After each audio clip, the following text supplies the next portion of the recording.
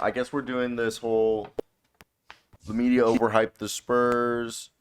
Oh, I guess this is okay. We Well, talked about the Suns collapse against the Wemby and the Spurs, but this is kind of what not Jackson Henry brought up. The media overhyped the Spurs. DraftKings robbed people. Can you give us a bit more context on that, Henry?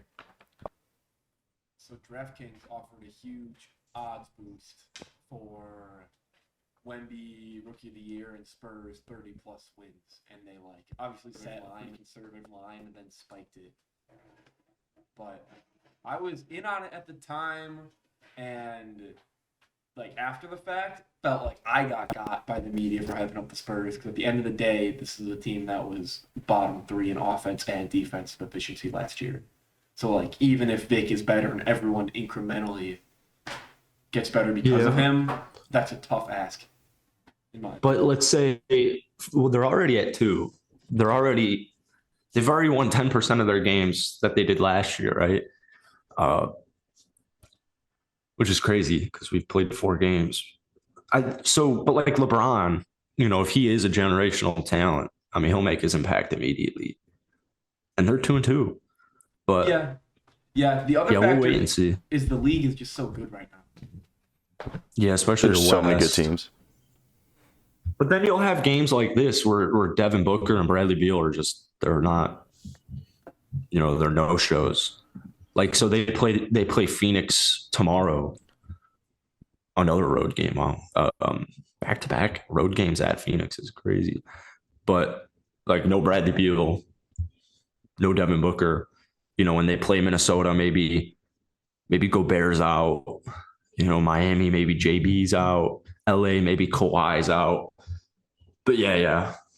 Do you think the problem is DraftKings and the sports book basically? I don't pay attention to any of that. No, I know. Nor do I. You're talking about. None of us fucking bet here. But the whole thing we're getting at is it possible that the problem that the Problem's sports always the media. I know you're a media. You're an anti. I mean, they got to get paid. They got to get paid. So. Well, my whole thing is I wanted to bring up was, do you think the media, with now the sports books being an influence, overhyping teams because they're like, oh, these guys are their odds are a lot better than they were last year, so we better. If the sports books are saying they're going to be somewhat good, we should probably, tell the people. Well, the thing about Vegas is usually right. So, speaking like a true gambler, like most of the time, Vegas is right. So I think that would be more of a societal. I think that's more of a societal thing with gambling, sports gambling right now. It's just huge. Obviously, they're going to manipulate some spots, but on average, Vegas is right about 70% of the time. Really? Yeah. That's fucking wild. That's why if people are trying to create their own algorithms to predict games, 70 is the ultimate threshold for wow, my model is accurate as fuck because then I'm beating Vegas. That's crazy. Yeah. That's fucking crazy. If you can do that. I didn't know that was a thing. Really, I like to theoretically sports bet My cover friends is this or whatever. My friends always ask me for NBA betting advice. I find betting so easy, but my problem I do good on betting, but then my problem is I don't have an addictive personality, but betting's the one thing I got obsessive with that I kept betting, and then I was just win a bunch of money, make bigger bets, lose a bunch of money, try to make it back, end up losing more money, and I was just I don't like this.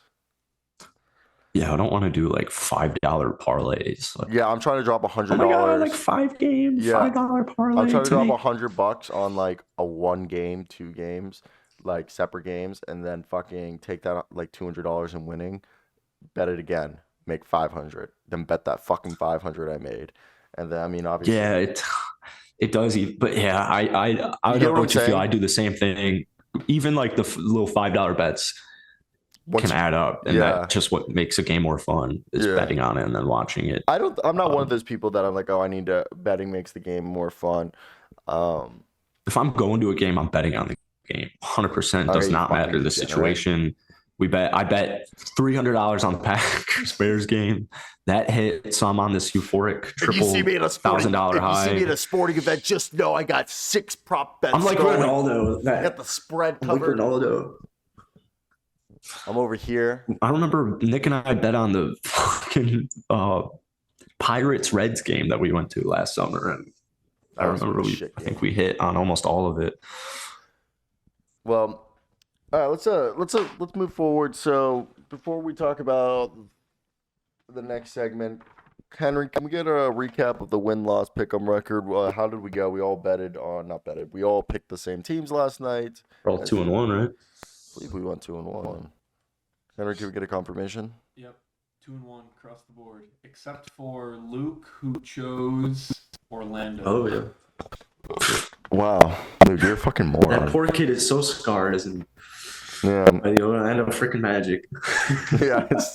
He wakes up to night terrors in sweat of the Orlando Magic sweeping his Boston Celtics. Yeah.